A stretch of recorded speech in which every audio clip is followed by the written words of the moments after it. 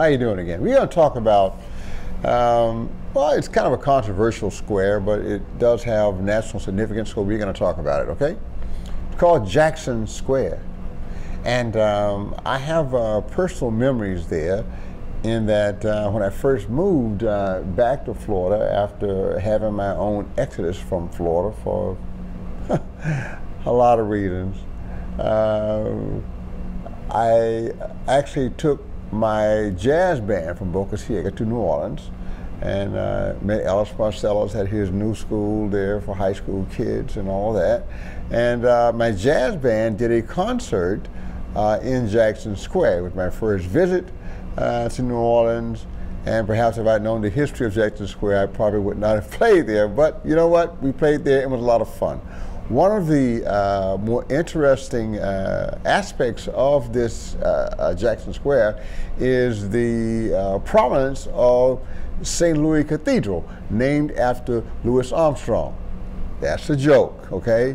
St. Louis Cathedral is named after the French King Louis, okay? So let's understand that this was all done during a time of colonial America when the French controlled this area.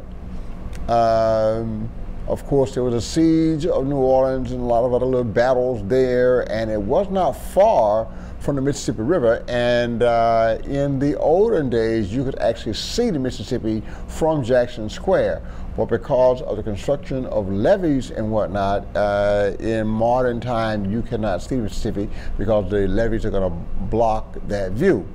However, in the days of war in this area, and in the days of the siege and whatnot, a great, how shall we say this, armistice was signed there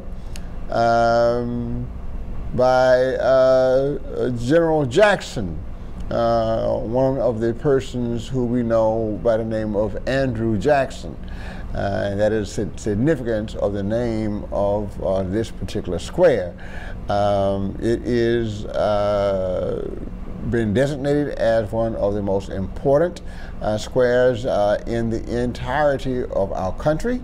It has great significance historically, going back to the French period of colonialism in the area, and it still is a great place to visit, especially if you get a chance to take a good look at St. Louis Cathedral.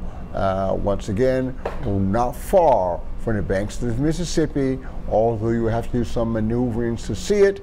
And of course, it is named for a statue, the armistice, and a statue of Andrew Jackson. I am not certain that that statue remains in that park, given some of the current trends around the country, and particularly in New Orleans. And now you know about Jackson Square.